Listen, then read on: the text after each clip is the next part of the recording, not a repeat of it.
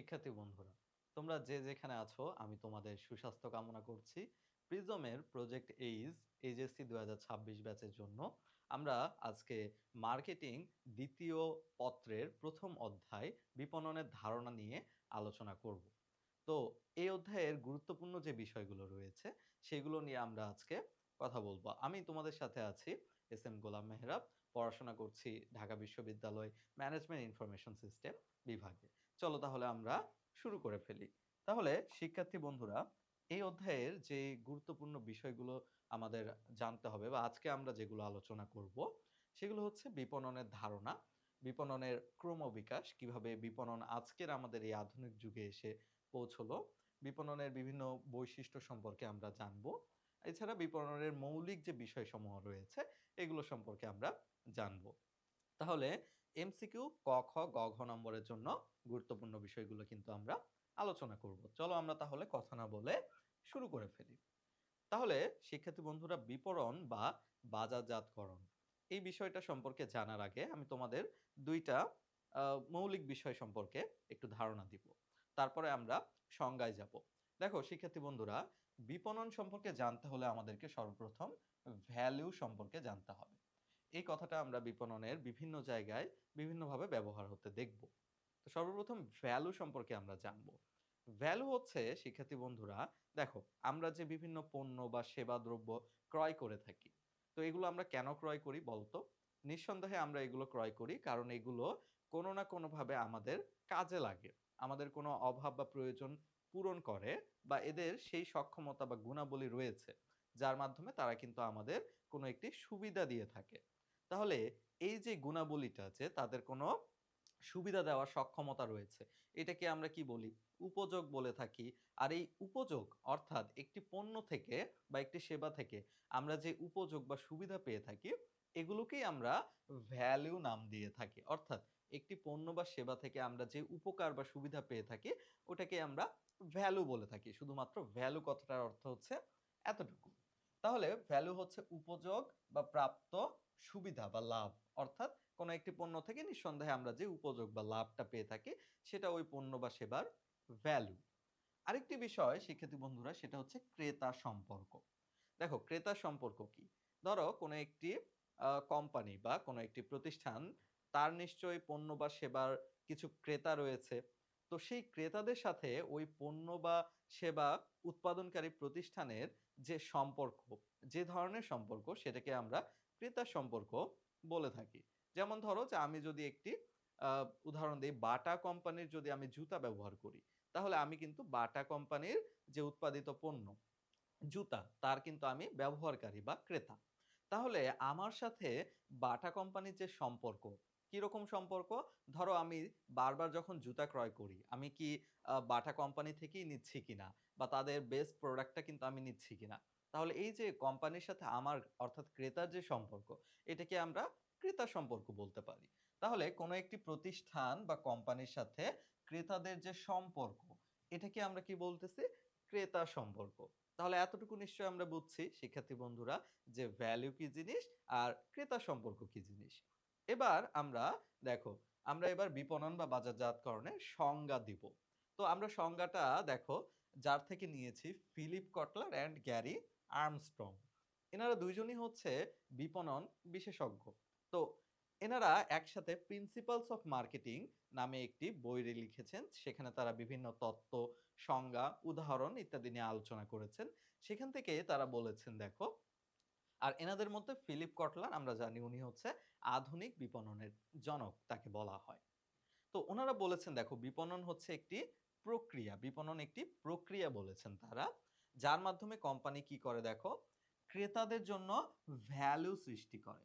ক্রেতাদের জন্য কোম্পানি কিন্তু ভ্যালু সৃষ্টি করে কিভাবে? এই যে আমরা বললাম যে কোম্পানি তার উৎপাদিত পণ্য বা সেবার মাধ্যমে কিন্তু ক্রেতাদের কোনো একটি অভাব বা প্রয়োজন পূরণ করে। তার মানে এইটা হচ্ছে তাদের জন্য ভ্যালু সৃষ্টি করা। এবং বিনিময়ে দেখো, বিনিময়ে কি হয়? বিনিময়ে ক্রেতাদের কাছ থেকে কোম্পানি ভ্যালু পাওয়ার চেষ্টা করে। এখন প্রশ্ন হচ্ছে যে কোম্পানি কিভাবে ক্রেতাদের থেকে ভ্যালু সংগ্রহ করবে? ওই যে আমরা পড়েছি ক্রেতা সম্পর্ক, অর্থাৎ দীর্ঘমেয়াদী ক্রেতা সম্পর্ক তৈরি করার মাধ্যমে কিন্তু একটা কোম্পানি বা প্রতিষ্ঠান ক্রেতাদের থেকে ভ্যালু সংগ্রহ করে থাকবে। আর এই পুরো প্রক্রিয়াটাকেই বলা হয় বিপণন বা বাজারজাতকরণ। দেখো শিক্ষার্থী বন্ধুরা, তাহলে আমরা গুরুত্বপূর্ণ একটা বিষয় বুঝি। সেটা হচ্ছে প্রথমত প্রথমত হচ্ছে ভ্যালু। ভ্যালু জিনিসটা ভ্যালু জিনিসটা দ্বিমুখী। একটি হচ্ছে দেখো, ভ্যালু জিনিসটা যখন কোম্পানি ক্রেতাদেরকে প্রদান করবে, তখন কি হবে? তারা তাদের জন্য তাদের চাহিদা মতো পণ্য বা সেবা সামগ্রী উৎপাদন করবে, যেটা তাদের প্রয়োজন পূরণে সক্ষম। অন্যদিকে যখন কোম্পানি ক্রেতাদের থেকে ভ্যালু সংগ্রহ করবে, সেটা কিভাবে তারা করবে? দীর্ঘমেয়াদী ক্রেতা সম্পর্ক তৈরি করার মাধ্যমে তারা কিন্তু ক্রেতাদের থেকে ভ্যালু সংগ্রহ করবে। আর এতে তাদের কি উপকার হবে? যখন দীর্ঘমেয়াদী ক্রেতা সম্পর্ক তৈরি হবে, তার মানে কি? ক্রেতা বারবার একই ব্র্যান্ড বা প্রতিষ্ঠানের কিন্তু পণ্য ক্রয় করবে। আর অধিক ক্রয় করলে আমাদের অধিক বিক্রয়, প্রতিষ্ঠান বা কোম্পানির অধিক বিক্রয় এবং অধিক মুনাফা অর্জন। সুতরাং শিক্ষার্থী বন্ধুরা, ভ্যালু জিনিসটা দ্বিমুখী। একটা হচ্ছে ক্রেতাদের তরফ থেকে প্রতিষ্ঠানের প্রতি, যেটা হচ্ছে দীর্ঘমেয়াদী ক্রেতা সম্পর্ক। আরেকটা হচ্ছে কি? প্রতিষ্ঠান বা কোম্পানির তরফ থেকে কিন্তু সম্ভাব্য ক্রেতাদের জন্য, যেটা তাদের পণ্য বা সেবা। তাহলে শিক্ষার্থী বন্ধুরা, এই পর্যন্ত নিশ্চয়ই আমরা বুঝতে পেরেছি। আর এই যে প্রক্রিয়াটা, এটাকেই বিপণন বা বাজারজাতকরণ বলা হয়, যেটাকে আমরা একটি মডেলের মাধ্যমে দেখতে পারি। লক্ষ্য করো শিক্ষার্থী বন্ধুরা, ক্রেতাদের প্রয়োজন ও অভাব, এর থেকে কিন্তু তৈরি হয় বা শুরু হয় আমাদের বিপণন যে মডেলটা। অর্থাৎ বিপণন শুরু হতে গেলে সর্বপ্রথম ক্রেতাদের প্রয়োজন ও কোনো একটি অভাবকে কেন্দ্র করে প্রতিষ্ঠান বা কোম্পানিগুলো কি করে? তারা ক্রেতামুখী বিভিন্ন বিপণন কৌশল ব্যবহার করে। বিপণন কৌশলগুলোকে আমরা পরবর্তী অধ্যায়গুলোতে বিস্তারিত জানবো।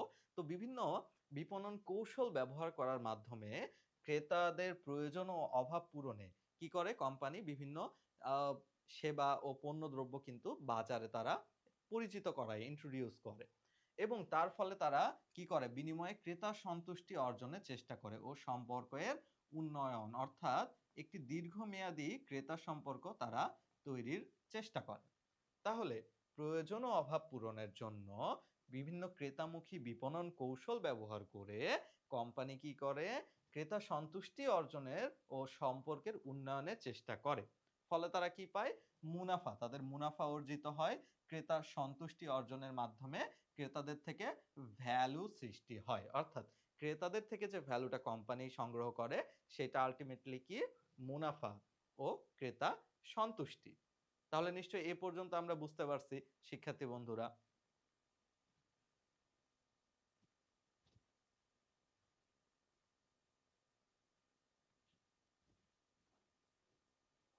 তাহলে পরবর্তী স্লাইডে আমরা দেখি শিক্ষার্থী বন্ধুরা, দেখো আমরা আমরা বিপণন সম্পর্কে জানলাম, বিপণনের সংজ্ঞা। এটা আমরা মুখস্থ না করে কিন্তু বুঝে বুঝে লিখতে পেরেছি আমরা বা বলতে পেরেছি। এবার আমরা বিপণনের বৈশিষ্ট্যগুলো সম্পর্কে জেনে নিই।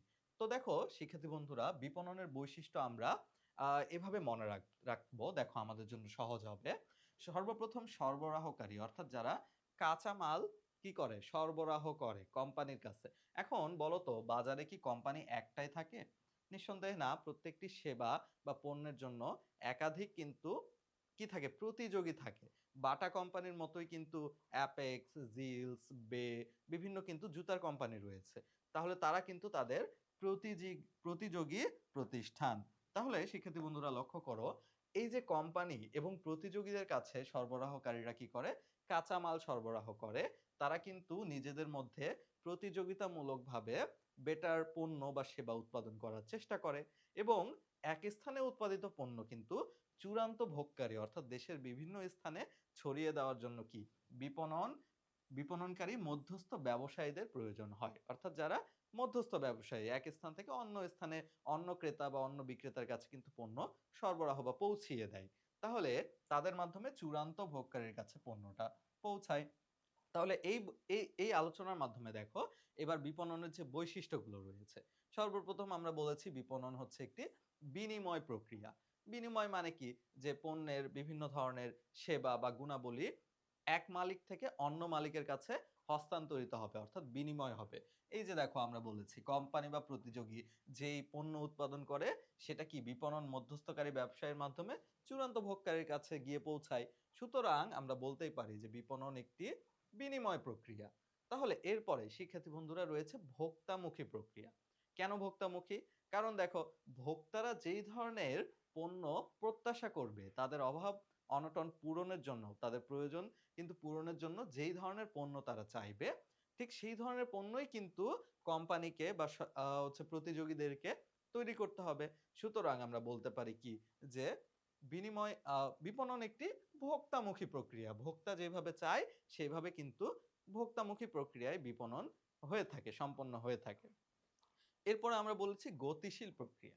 দেখো শিক্ষার্থী বন্ধুরা, গতিশীল প্রক্রিয়া মানে কি? যে এই প্রক্রিয়াটা বারবার অর্থাৎ সময়ের সাথে সাথে পরিবর্তনশীল হতে থাকে। দেখো চূড়ান্ত ভোগকারীরা তারা কিন্তু কি করে? তারা হচ্ছে সময়ের সাথে সাথে তাদের চাহিদা বা তাদের আকাঙ্ক্ষার কিন্তু পরিবর্তন হতে থাকে। যত আধুনিকায়ন হয় বা সময়ের পরিবর্তন হয়, ক্রেতারা কিন্তু একটি নির্দিষ্ট পণ্যের একটি সুবিধার উপর নির্ভর না করে নানামুখী বিভিন্ন সুবিধার জন্য তারা কিন্তু কি করে? আ তাদের চাহিদা বা আকাঙ্ক্ষা জানায়। এবং তার উপর ভিত্তি করেই কিন্তু এই যে আমাদের কোম্পানি বা প্রতিযোগীরা তারা কি করে? নতুন, নতুন ফিচারস এড করতে শুরু করে। তোমরা লক্ষ্য করো যদি iPhone 5 বা 6 এর মডেলে যে ফিচার গুলো ছিল, ওগুলোই যদি রেখে দিত তাহলে এই যে গতিশীল চাহিদা মানুষের, তার দ্বারা কিন্তু কি হয়েছে? বিভিন্ন নতুন, নতুন ফিচার অন্যান্য প্রতিযোগী iPhone এর সাথে মিল রেখে কিন্তু Samsung তাদের নতুন, নতুন ফিচার নিয়ে আসা শুরু করছে। তাহলে পরবর্তীতে গিয়ে iPhone এর মডেল এবং অন্যান্য ফিচার কিন্তু পরিবর্তন করতে হয়েছে। তাহলে আমরা বলতেই পারি বিপণন কি একটি গতিশীল প্রক্রিয়া যেটা ভোক্তাদের চাহিদার উপর ভিত্তি করে কিন্তু প্রতিনিয়ত উন্নত হতে থাকে। সামাজিক প্রক্রিয়া। দেখো সামাজিক প্রক্রিয়া কেন? কারণ বিপণনের মাধ্যমে কিন্তু সমাজের বিভিন্ন ভোক্তা বা ক্রেতা শ্রেণী যারা রয়েছে তাদেরই বিভিন্ন চাহিদা বা আকাঙ্ক্ষা পূরণের জন্য চেষ্টা করা হয়। পাশাপাশি সমাজের বিভিন্ন প্রতিষ্ঠান বিভিন্ন হচ্ছে অংশের বিভিন্ন স্তরের মানুষের কথা চিন্তা করে সমাজের উন্নতির জন্য কিন্তু কি করা হয়? বিপণন কার্যক্রম পরিচালনা করা হয়। তাহলে বিপণন একটি সামাজিক প্রক্রিয়া। ব্যবস্থাপকীয় প্রক্রিয়া। দেখো শিক্ষার্থী বন্ধুরা, ব্যবস্থাপক প্রক্রিয়া কেন? কেন? কারণ হচ্ছে যে এই যে বিপণন একটি পণ্য বাজারজাতকরণের আগে থেকে শুরু করে বাজারজাতকরণ এবং বিক্রয়োত্তর যে সেবা প্রদান করা হয়, তাহলে এই সম্পূর্ণ যে কাজটা এটা করতে গেলে নিশ্চয়ই সর্বপ্রথম পরিকল্পনার প্রয়োজন হয়। এরপরে আমরা জানি যে এদেরকে কাজ ভাগ করতে হয়। এখানে কর্মী সংস্থানের প্রয়োজন রয়েছে। এখানে সমন্বয় সাধন, নিয়ন্ত্রণের প্রয়োজন রয়েছে। তার মানে এই যে বিপণনের সম্পূর্ণ কার্যাবলী এটা সম্পন্ন হতে কিন্তু ব্যবস্থাপনার যে ধাপগুলো বা কার্যক্রমগুলো এগুলো সম্পাদিত হতে হয়। সুতরাং শিক্ষার্থী বন্ধুরা আমরা বলতে পারি কি যে বিপণন একটি ব্যবস্থাপকীয় প্রক্রিয়া। আর এরপরে আমরা বলেছি মুনাফা অর্জনের প্রক্রিয়া। দেখো আমরা ইতোমধ্যে আলোচনা করে ফেলেছি যে আমরা কি করি? আমরা হচ্ছে বিপণনের মাধ্যমে ক্রেতাদের থেকে দীর্ঘমেয়াদী সম্পর্ক তৈরি করার মাধ্যমে তাদের থেকে আমরা ভ্যালু অর্জনের চেষ্টা করি, অর্থাৎ বৃহত্তর মুনাফা অর্জনের চেষ্টা করি। সুতরাং তাহলে বিনিময় বিপণন হচ্ছে একটি আমাদের মুনাফা অর্জনের প্রক্রিয়া। কাজের সমষ্টি। নিঃসন্দেহে প্রক্রিয়া মানেই তো আমরা জানি যে পরস্পর নির্ভরশীল কতগুলো ধারাবাহিক কাজের সমষ্টি। আমরা বিপণনের মাধ্যমে এই যে উৎপাদনের পরে এক স্থান থেকে অন্য স্থানে পৌঁছিয়ে দেওয়া, তারপর সেখানে সংরক্ষণ, এরপর বিভিন্ন প্রচারণা চালানো, তারপরে এখান থেকে কি করব? আমরা ক্রেতাদের সাথে সম্পর্ক তৈরিকরণ, তাদেরকে ধরে রাখা, বিক্রয়োত্তর সেবা প্রদান, এগুলো বিভিন্ন কাজের সমষ্টি কিন্তু আমাদের বিপণন। তাহলে আরো একটি রয়েছে উপযোগ সৃষ্টি। নিঃসন্দেহে আমরা নিশ্চয়ই বুঝতেই পেরেছি যে আমরা বিপণনের মাধ্যমে কি করি? ক্রেতা বা ভোক্তাদের জন্য উপযোগ তৈরি করি। তাহলে উপযোগ তৈরির একটি প্রক্রিয়া হচ্ছে বিপণন। তাহলে শিক্ষার্থী বন্ধুরা যদি বিপণনের বৈশিষ্ট্য আলোচনা করতে বলে গ কিংবা ঘ নম্বরে, নিঃসন্দেহে আমরা এই প্রক্রিয়াগুলো এবং উদাহরণ লেখার মাধ্যমে আমরা ভালো নম্বর অর্জন করতে পারবো। তাহলে এরপরে শিক্ষার্থী বন্ধুরা, আচ্ছা এরপরে আমাদের টপিকটি হচ্ছে বিপণনের ক্রমবিকাশ। দেখো এটা কিছুটা তথ্যবহুল তবে আমাদের মনে রাখা সম্ভব খুব সহজে। বিপণনের ক্রমবিকাশকে আমরা তিনটা প্রধানত যুগে ভাগ করে থাকি। একটা হচ্ছে শিল্প বিপ্লব পূর্ব যুগ, একটা শিল্প বিপ্লব পরবর্তী, আর একটা ভাগ করে থাকি আমরা আধুনিক যুগে। তো এদের মধ্যে আবার বিভিন্ন উপযুগে আমরা ভাগ করতে পারি। অর্থাৎ এদের মধ্যে আবার ছোট, ছোট বিভিন্ন সময়ের স্প্যানের কিন্তু যুগের বিভাগ রয়েছে। সেগুলো নিয়েও আমরা আলোচনা করব। শিল্প বিপ্লব পূর্ব যুগ অর্থাৎ শিল্প বিপ্লব বলতে আমরা কি বুঝি? যে আমরা সাধারণত বুঝে থাকি যে আ এই যে ১৭৫০ সালের দিকে অর্থাৎ ১৮০০ আমাদের শতকের শেষ অর্ধে সেখানে কি যে মানুষের হস্তশিল্প যে আ ব্যবসায়িক যে কার্যক্রম ছিল অর্থাৎ মানুষ উৎপাদন করত কি হাত নির্ভর। হাত দিয়ে মানুষ পণ্য উৎপাদন করত। তো এই হস্তশিল্প মানে হাত দ্বারা তৈরি পণ্যর পরিবর্তে যন্ত্রের ব্যবহার, অধিক উৎপাদনের প্রবণতা এবং কি করা যে শ্রমিকদেরকে বেশি, বেশি ব্যবহার করা।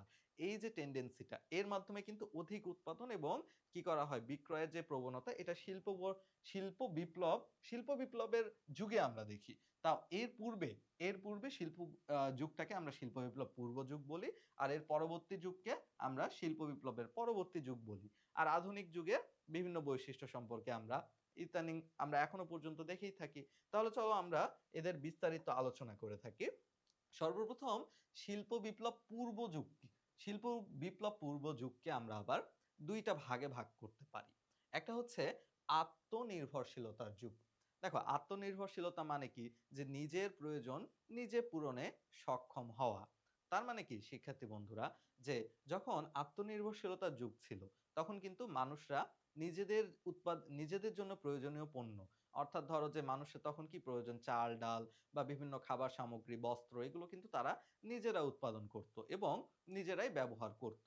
তো তারা কিন্তু সেই সময় তারা কিন্তু পণ্যদ্রব্য সংরক্ষণের কোনো ব্যবস্থা গ্রহণ করত না। কেন সংরক্ষণ করবে? কারণ তাদের নিজের যা প্রয়োজন তারা নিজেরা শুধুমাত্র ততটুকুই উৎপাদন করত। সুতরাং আত্মনির্ভরশীলতার যুগে শিক্ষার্থী বন্ধুরা বিপণনের ধারণা ছিল না। দেখো গুরুত্বপূর্ণ। কোন যুগে তাহলে বিপণনের ধারণা ছিল না? আত্মনির্ভরশীলতার যুগে বিপণনের ধারণা তাহলে ছিল না। এটা আমরা মনে রাখবো। তাহলে এরপরে যখন আত্মনির্ভরশীলতার যুগের পরে বিনিময় যুগের উদ্ভাবন হয়। কিভাবে? মানুষ যখন বুঝতে পারলো যে আত্মনির্ভরশীলতা থাকা ভালো। কিন্তু মানুষ তার সামর্থ্যকে কাজে লাগিয়ে প্রয়োজনের অতিরিক্ত পণ্য বা সেবা উৎপাদন করে সেটা কি করতে পারে? একে অপরের সাথে বিনিময় করতে পারে। এই বিনিময় প্রক্রিয়াটা বার্টার সিস্টেম এর মাধ্যমে বিনিময় যুগের সূচনা হয়। আর এই বিনিময় যুগেই সর্বপ্রথম বিপণনের সূচনা হয়।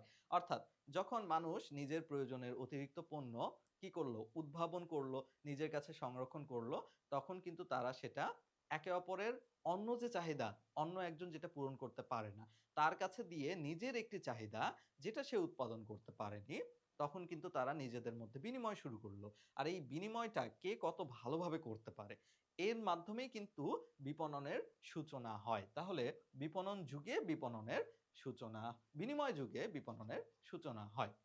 তাহলে এরপরে শিক্ষার্থী বন্ধুরা রয়েছে আমাদের উৎপাদন যুগ যেটা শিল্প বিপ্লব পরবর্তী যুগ থেকে শুরু হয় অর্থাৎ শিল্প বিপ্লব কালীন অর্থাৎ শিল্প বিপ্লব যখন সংগঠিত হয় ঠিক সেই সময়টা থেকে আমাদের এই উৎপাদন যুগ বিক্রয় যুগ এভাবে আমাদের আস্তে আস্তে আগাতে থাকে। তো সর্বপ্রথম যেটা এই শিল্প বিপ্লব পরবর্তী যুগের মধ্যে উৎপাদন যুগ। তাহলে এই যুগে কি করা হয়? উৎপাদন যুগে দেখো পণ্যের উৎপাদনের উপর গুরুত্ব আরোপ করা হয়। অর্থাৎ উৎপাদন যুগের বিষয়টা এরকম ছিল যে অধিক উৎপাদন মানেই অধিক আমরা বিক্রয় করার সুযোগ। তো যেহেতু ওই সময় ওই যে যন্ত্রপাতির ব্যবহার এবং শ্রমিকের ব্যবহার অত্যাধিক পরিমাণে হতে থাকে। তার মানে বিপণনকারীরা কি মনে করে সেই মুহূর্তে কোম্পানিরা মনে করে যে আমরা যত বেশি কম খরচে উৎপাদন করতে পারবো তত আমাদের সার্থকতা। তখন কিন্তু তারা এই উৎপাদনের উপর অধিক গুরুত্ব অর্পণ করে। ফলে উৎপাদকের সংখ্যা বৃদ্ধি পায়। অর্থাৎ বিপুল পরিমাণে উৎপাদন হতে থাকে। উৎপাদন দক্ষতা বৃদ্ধি পায় এবং যন্ত্রপাতির ব্যবহার ও শ্রমিক নিয়োগ এই বিষয়গুলো কিন্তু তাহলে উৎপাদন যুগের মধ্যে ছিল। অন্যদিকে দেখো তারই পরে শুরু হয় বিক্রয় যুগ। বিক্রয় যুগ বলতে আমরা কি বুঝাই? এখন উৎপাদন যুগে যখন আহ, অল্প খরচে বেশি উৎপাদনই প্রধান ধরা হতো, তার পরবর্তীতে বিক্রয় যুগে গিয়ে দেখা গেল যে না, এখন ভোক্তাদের পছন্দ অনুসারে অর্থাৎ উৎপাদন যুগে ছিল যে যা উৎপাদন করব তাই ভোক্তারা ক্রয় করবে। কিন্তু বিক্রয় যুগে এসে দেখা গেল ভোক্তাদের পছন্দ, ভোক্তারা কি চাচ্ছে, ভোক্তাদের চাহিদাটা কি, তাদের চাহিদা অনুসারে কিন্তু বিক্রয় যুগে পণ্য তাদেরকে ক্রয়ের সুযোগ করে দেওয়ার জন্য বিক্রয় যুগে দেখো বিভিন্ন বিক্রয়ের কৌশল ব্যবহার করা হতো। উৎপাদনকারীরা শুধু উৎপাদনেই থেমে থাকেনি, এরপর তারা তখন বিক্রয়ের বিভিন্ন কৌশল ব্যবহার করে বিক্রয়ের উপর, অধিক বিক্রয়ের উপর তারা কিন্তু কি করলো, গুরুত্ব আরোপ করলো। আর এই অধিক বিক্রয়ের জন্য তারা বিভিন্ন কৌশল অবলম্বন করে। কৌশলগুলো কি দেখো, পণ্যের বিজ্ঞাপনের উপর তারা গুরুত্ব দেয়, যে পণ্য সম্পর্কে জানানো মানুষকে। এরপরে ব্যক্তিক বিক্রয়, দেখো ব্যক্তিক বিক্রয় আমরা জানি যে ব্যক্তিক বিক্রয় বলতে বোঝানো হয় যে সরাসরি কথা বলে কোনো একটি পণ্য বা সেবা কি বিক্রয়ের চেষ্টা করা। আমরা বীমা কোম্পানির মানুষজনকে বিভিন্ন সময় দেখি যে তারা তাদের বীমার পলিসি সম্পর্কে মানুষদেরকে কথা বলে কিন্তু জানানোর চেষ্টা করে। তারা তাদেরকে সেটা পারচেজ বা ক্রয় করার জন্য উদ্বুদ্ধ করে। তাহলে ব্যক্তিক বিক্রয়, এছাড়া বিক্রয় প্রসার, অধিক পরিমাণে বিক্রয় প্রসার অর্থাৎ দোকানে, দোকানে গিয়ে বিক্রয়ের জন্য বিভিন্ন পদক্ষেপ তারা গ্রহণ করতে থাকে। তাহলে বিক্রয় যুগে এসে কিন্তু বিক্রয়ের বিভিন্ন কৌশলের উপর গুরুত্ব আরোপ করা শুরু হয়। তাহলে আমরা কিন্তু শিল্প বিপ্লব পরবর্তী বা শিল্প বিপ্লবকালীন এবং এর পরবর্তী যুগের সম্পর্কে আলোচনা করছি। আরো একটি অংশ আছে এর মধ্যে, সেটা হচ্ছে বিপণন যুগ। তাহলে তৃতীয় যে যুগটা, এটাকে আমরা বলতেছি বিপণন যুগ। দেখো বিপণন যুগে প্রতিযোগিতামূলক পণ্যের মান উন্নয়ন ও সন্তুষ্টি বিধানের চেষ্টা করা হয়। দেখো শিক্ষার্থী বন্ধুরা, বিপণন যুগ বলতে আমরা বলতেছি, একটু আগে আমরা বিক্রয় যুগ দেখলাম যেখানে বিক্রয় বাড়ানোর জন্য বিভিন্ন কৌশল অবলম্বন করা হচ্ছিল। তো সেই কৌশলগুলোরই কিন্তু ধারাবাহিকতায় এসে পণ্যের বিপণন যুগ, অর্থাৎ কিভাবে, অর্থাৎ অধিক সন্তুষ্টি, সর্বাধিক ভ্যালু প্রয়োগের মাধ্যমে কি করা যায়, পণ্যকে বিক্রয় করা যায়। এজন্য প্রতিযোগিতামূলক পণ্যের মান উন্নয়ন, বিভিন্ন প্রতিযোগী এবং কোম্পানি তাদের সেবার মান কম বেশি করার মাধ্যমে তারা কিন্তু কি করে, উন্নয়ন অর্থাৎ পণ্যের মান উন্নয়ন এবং সন্তুষ্টি বিধানের চেষ্টা করতে থাকে বিপণন যুগে।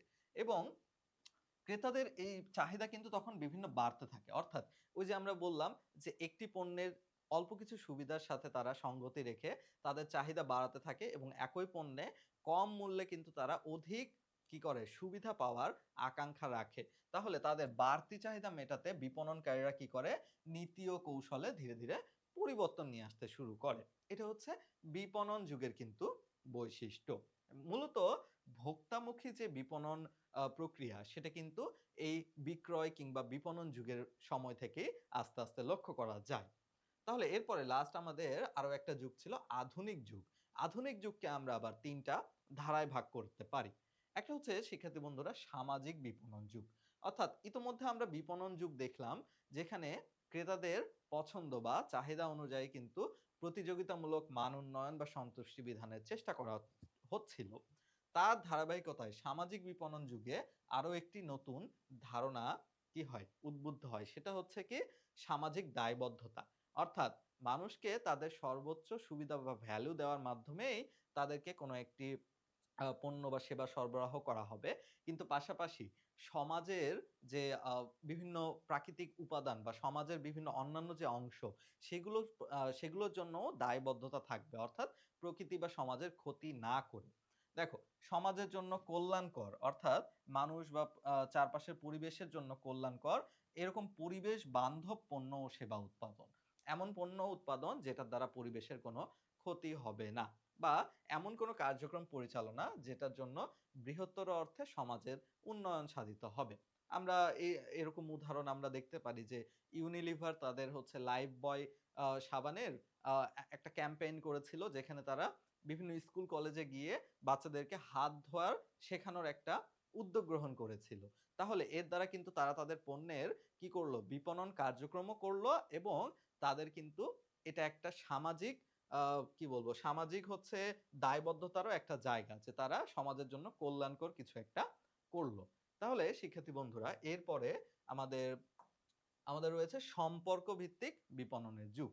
সম্পর্ক ভিত্তিক বিপণন যুগে কি করা হয়, সম্পর্ক ভিত্তিক বিপণন যুগে হচ্ছে দেখা হয় যে আহ, নতুন করে ক্রেতা তৈরি করার চাইতে, নতুন করে ক্রেতা ক্রেতাদের নতুন ক্রেতাদেরকে আকৃষ্ট করার চাইতে বর্তমান যে ক্রেতারা রয়েছে প্রতিষ্ঠানে তাদেরকে ধরে রাখার যে চেষ্টা, এটাকে আমরা বলেছি সম্পর্ক ভিত্তিক বিপণন যুগ। তাহলে শিক্ষার্থী বন্ধুরা, আমরা আলোচনা করছিলাম সম্পর্ক ভিত্তিক বিপণন যুগ।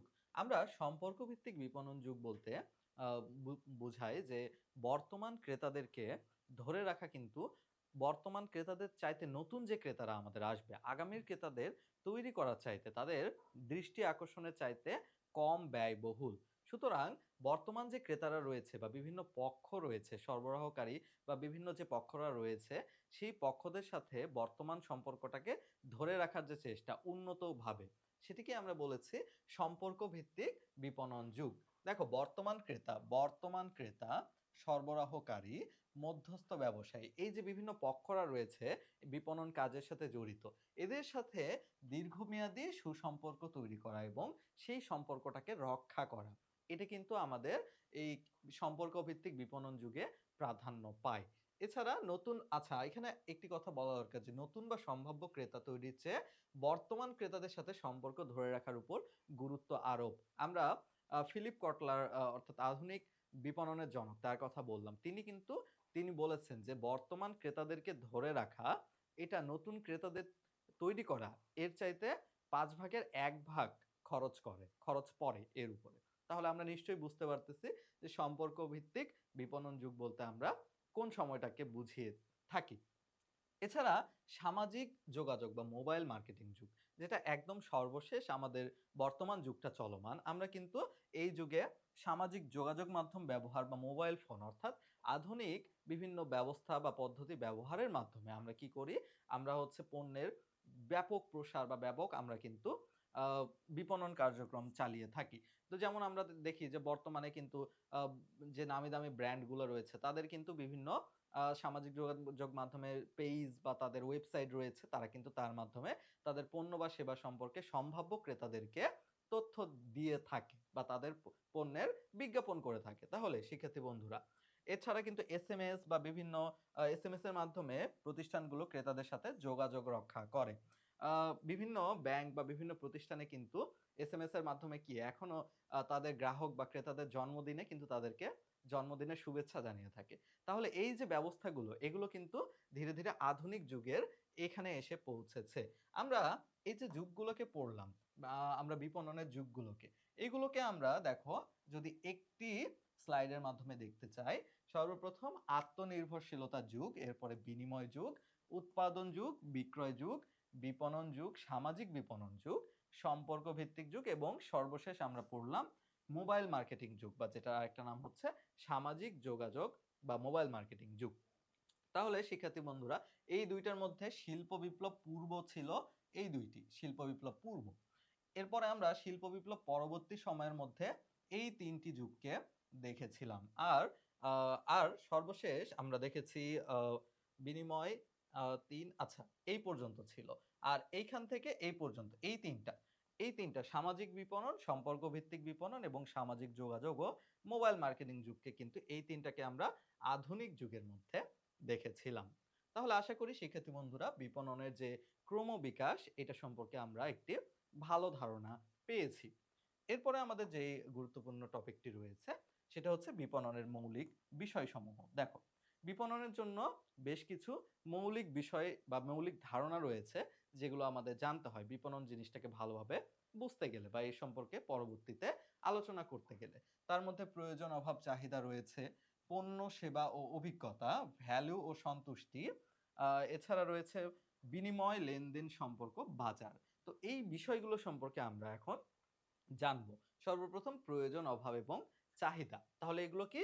এগুলো বিপণনের মৌলিক ধারণা বা বিপণনের মৌলিক বিষয়সমূহ হচ্ছে এগুলো। তাহলে সর্বপ্রথম আমরা যদি প্রয়োজন, অভাব ও চাহিদা এই তিনটাকে একটু লক্ষ্য করি, আমরা অনেক সময় এগুলোকে একই অর্থে ব্যবহার করলেও এদের অর্থ কিন্তু সবসময় এক না। প্রয়োজন, আমরা যদি প্রয়োজন সম্পর্কে আলোচনা করি, কোনো কিছু পাওয়া থেকে বঞ্চিত হওয়ার যে অনুভূতি, ধরো আমার কোনো জিনিস পাওয়ার একটা আমার প্রয়োজন, আসলে এটা আমার হচ্ছে প্রয়োজন বলতে আমরা বোঝাই যে আমার কোনো কিছু একটা দরকার, সেটা থেকে আমি নিজেকে বঞ্চিত মনে করতেছি। এটা হচ্ছে একদম মানসিক স্তর, অর্থাৎ প্রথম স্তরে শুরু হয় যে আমার ধরো এই মুহূর্তে ক্ষুধা লাগছে, তার মানে আমি ক্ষুধার প্রয়োজনীয়তা অনুভব করতেছি। আমার কিসের প্রয়োজনীয়তা রয়েছে? ক্ষুধা। এখন এই ক্ষুধাকে নিবারণ করতে গেলে আমি কি করব? আমি নিশ্চয়ই খাবার খাবো। তার মানে আমার কি? খাবারের প্রয়োজন রয়েছে। প্রয়োজন হচ্ছে খাবার থেকে আমি যে বঞ্চিত, এটা মনে করার যে স্তর, সেটাকে আমরা প্রয়োজন বলে থাকি। এরপরে ধরো অভাব। অভাব বলতে আমরা কি বুঝাই তাহলে? অভাব হচ্ছে প্রয়োজনকে কি করে? চিত্রিত করে। কিভাবে? সংস্কৃতি ও ব্যক্তিত্বের মাধ্যমে। অর্থাৎ সংস্কৃতি বা ব্যক্তিত্বের মাধ্যমে প্রভাবিত হয়ে দেখো, প্রভাবিত হয়ে মানুষের প্রয়োজন, এই যে আমরা পড়লাম না কোনো কিছুর কি করা? কোনো কিছু থেকে বঞ্চিত হওয়ার অনুভূতি, সেইটাকে সেটাকে রূপ ধারণ করে। সেটা হচ্ছে কি? অভাব। অর্থাৎ এই যে আমার ক্ষুধা লাগলে আমি কি খাবার খাবো? আমি হয়তো ভাত, মাছ, মুরগি, ডাল খাবো। এগুলো হচ্ছে কেন? কারণ আমার সংস্কৃতি বলে যে আমি এগুলোই খেয়ে থাকি।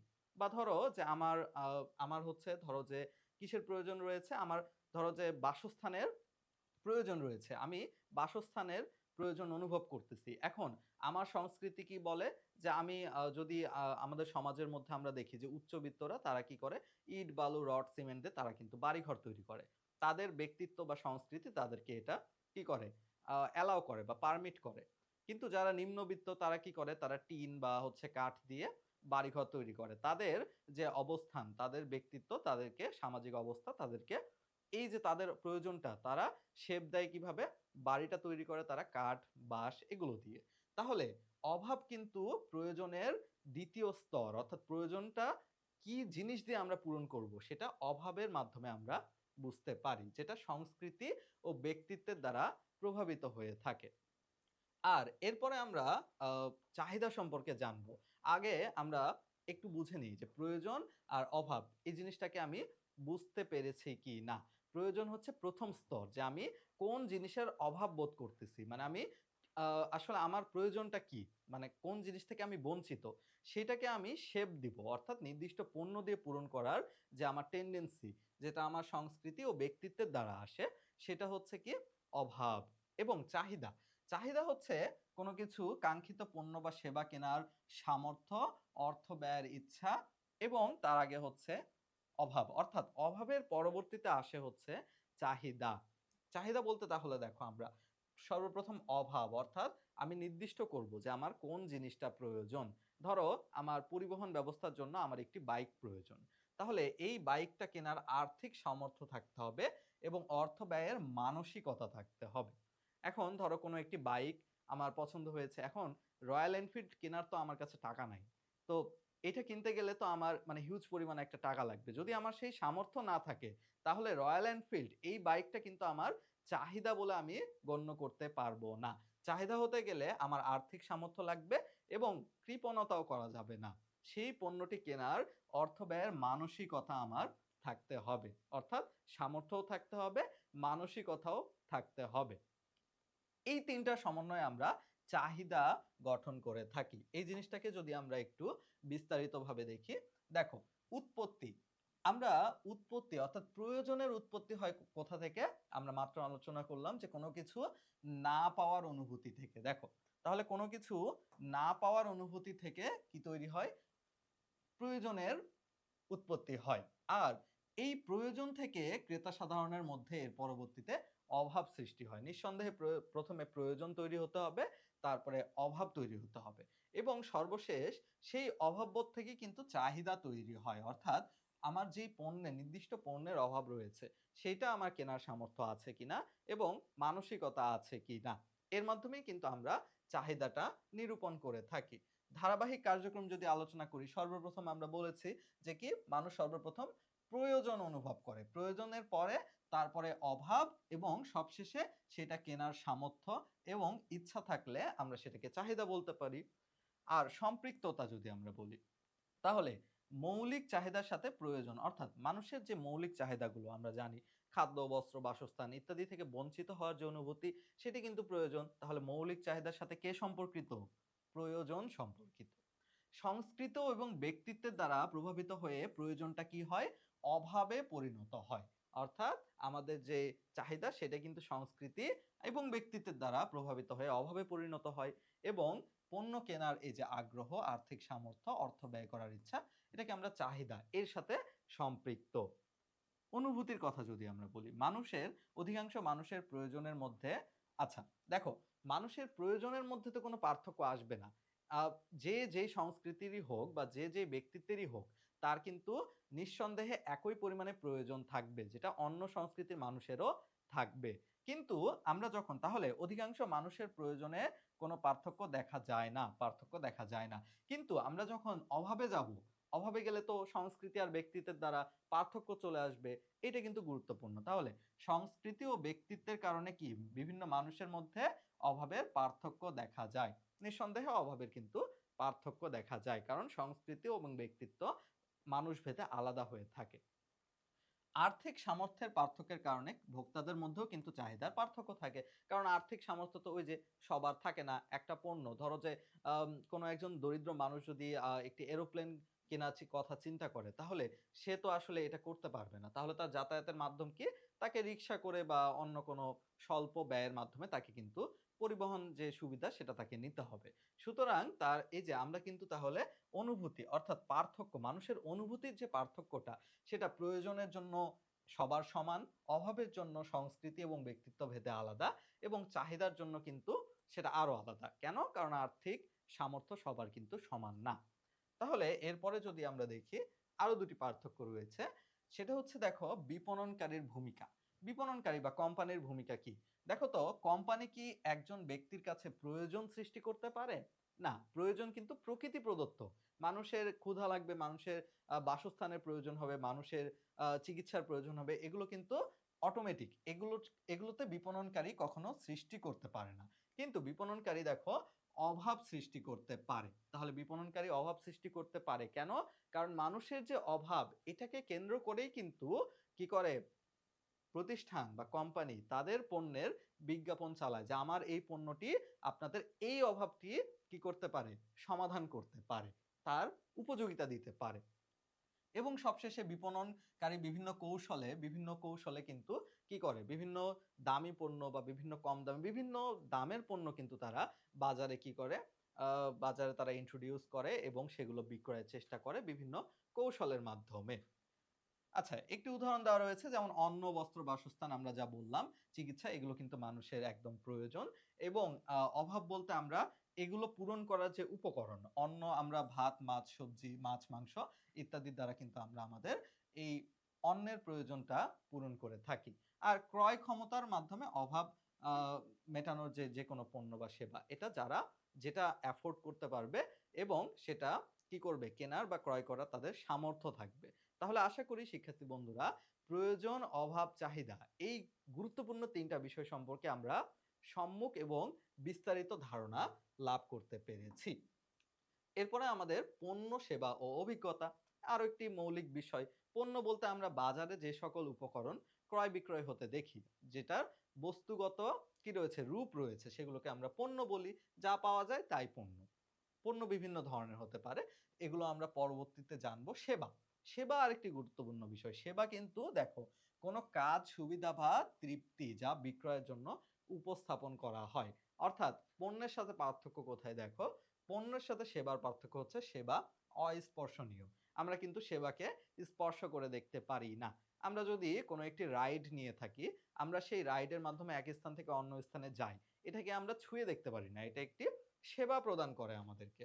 মালিকানায় কিন্তু সেবার ক্ষেত্রে কোনো পরিবর্তন হয় না। দেখো তো, আমরা কি বলতে পারি যে আমরা আমাদের আইনজীবী বা ডক্টর আমাদেরকে যেই সেবাটা দিয়েছেন, এটা আমরা তার থেকে নিয়ে অন্য কাউকে দিতে পারবো? নিঃসন্দেহে না। যিনি যে কাজে অভ্যস্ত, যার যে কাজে দক্ষতা, তিনি কিন্তু সেই কাজের সুবিধাটা আমাদেরকে দিয়ে থাকেন। সুতরাং সেবার ক্ষেত্রে মালিকানার পরিবর্তন হয় না, শুধুমাত্র মালিকানার দ্বারা কি করা হয়, সেবাটা অন্য একজনকে ফিল করানো হয়, উপভোগ করানো হয়, এবং মজুতযোগ্য নয়। আচ্ছা, তোমরা কি কোথাও দেখেছো যে সেবা সংগ্রহকারী গুদামঘর রয়েছে? নিঃসন্দেহে না। পণ্য সংগ্রহকারী কি গুদামঘর রয়েছে, কিন্তু সেবা কিন্তু মজুতযোগ্য নয়। এবং সেবার মান পরিবর্তনশীল। সেবার কিছু গুরুত্বপূর্ণ বৈশিষ্ট্য এগুলো। মান পরিবর্তনশীল মানে কি?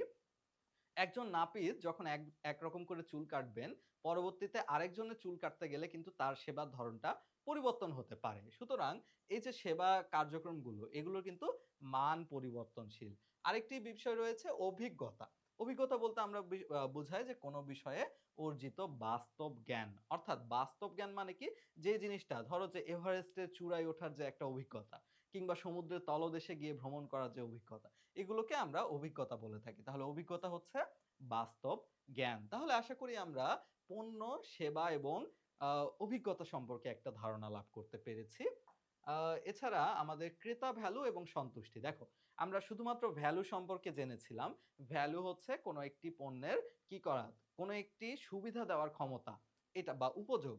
আর ক্রেতা ভ্যালু, দেখো ক্রেতা ভ্যালু আমাদের ভালোভাবে বুঝতে হবে। ক্রেতা ভ্যালু হচ্ছে কোনো পণ্য বা সেবা, হ্যাঁ, কোনো পণ্য বা সেবা ভোগ বা ব্যবহারের মাধ্যমে একজন ক্রেতা যেই সুবিধাটা পায়, আমি কোনো একটি বাটার জুতা কেনার মাধ্যমে যেই সুবিধাটা পাবো, ওইটাকে আমি ব্যবহার করতে পারবো। এই যে সুবিধাটা আমি পাচ্ছি, এই সুবিধা এবং এই সুবিধা নিতে গিয়ে এর বিনিময়ে আমাকে যে পরিমাণে অর্থ ব্যয় করতে হয়েছে, এই ২ টার পার্থক্য বা বিয়োগফলটাই হচ্ছে ক্রেতা ভ্যালু। তাহলে দেখো, বিনিময়ে যে অর্থ ব্যয় করতে হয়, বিনিময়ে যে অর্থ ব্যয় করতে হয়, তার সাথে কোনো পণ্য বা সেবা ভোগ বা ব্যবহারের মাধ্যমে একজন ক্রেতা যেই সুবিধাটা পেয়ে থাকে, এই ২ এর পার্থক্য হচ্ছে ক্রেতা ভ্যালু।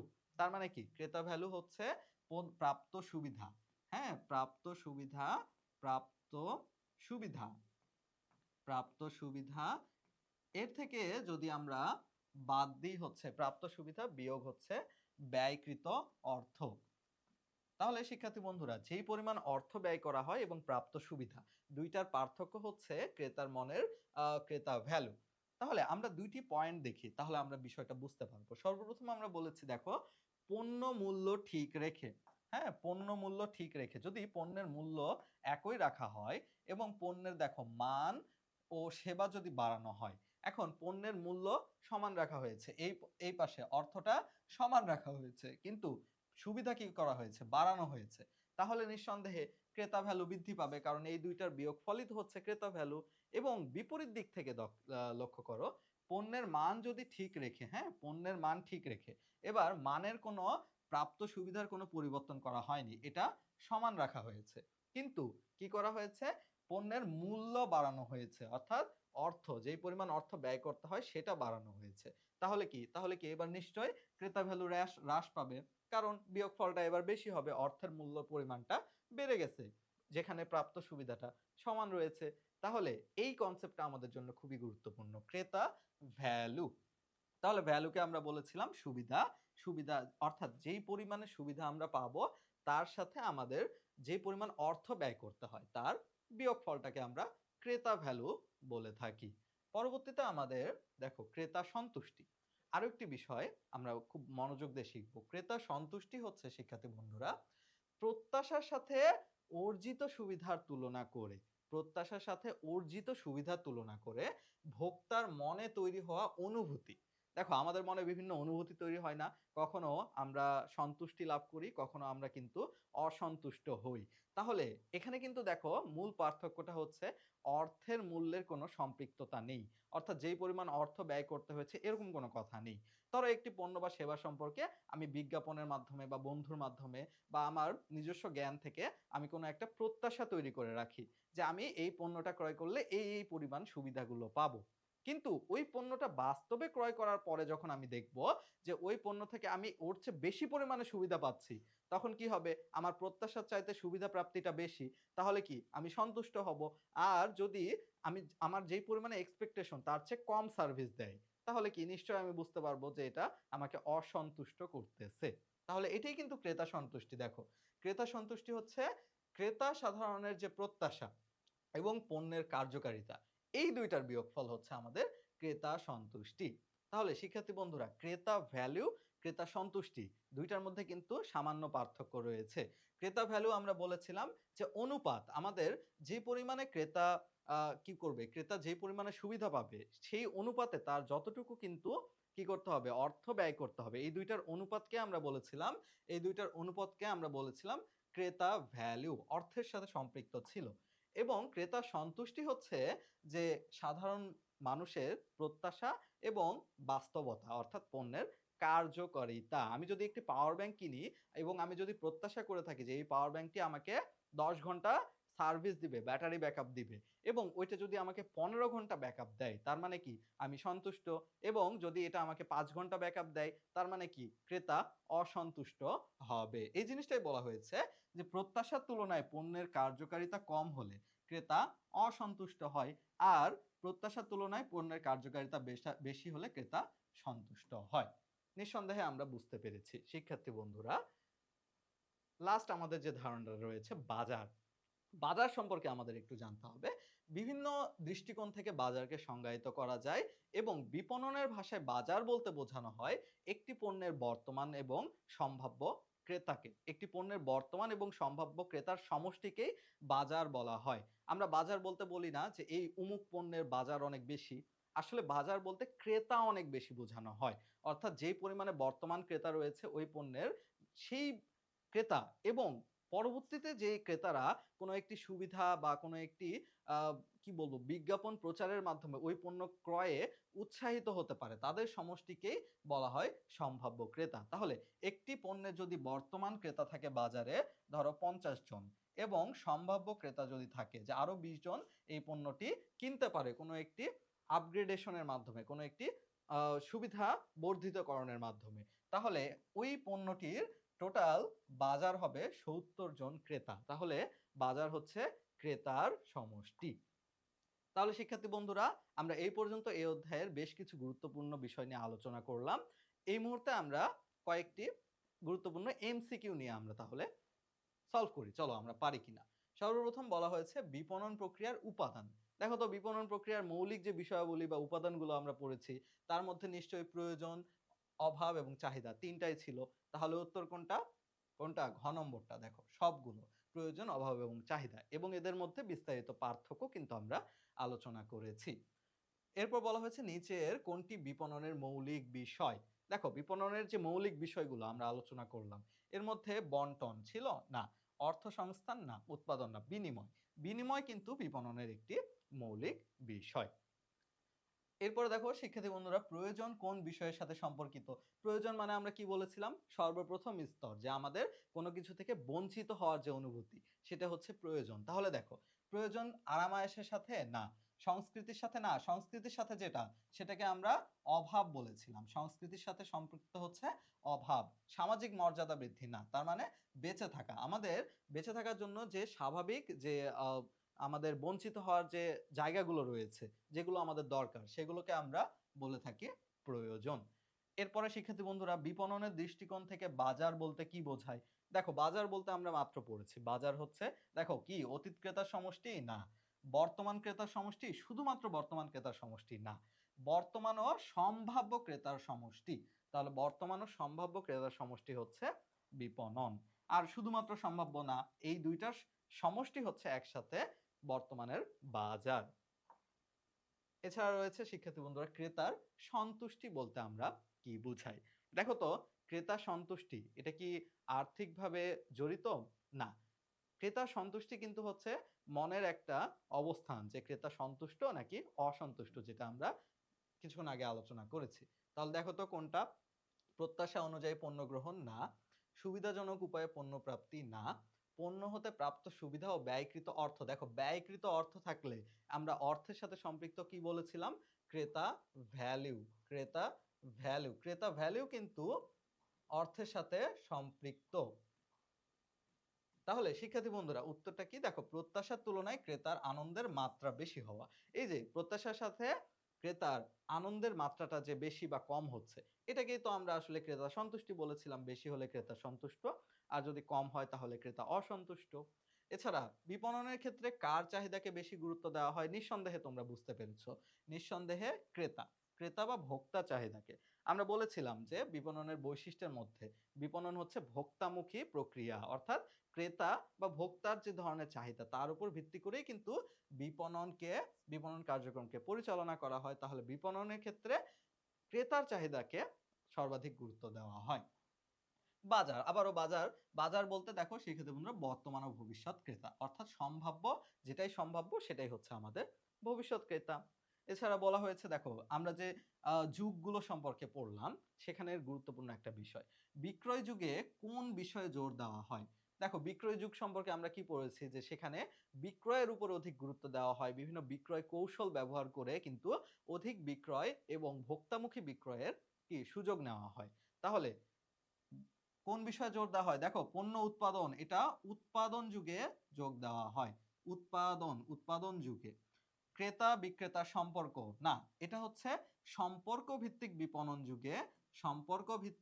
বিপণন যুগে এটা করা হয়। পণ্য বন্টন না, এটা বিনিময় যুগে আমরা পণ্য বন্টন বা অন্যান্য এই বিষয়গুলো লক্ষ্য করি। তাহলে দেখো বিক্রয় ও বিক্রয় কৌশল এইটা নিঃসন্দেহে আমাদের বিক্রয় যুগের অন্যতম একটি হাতিয়ার।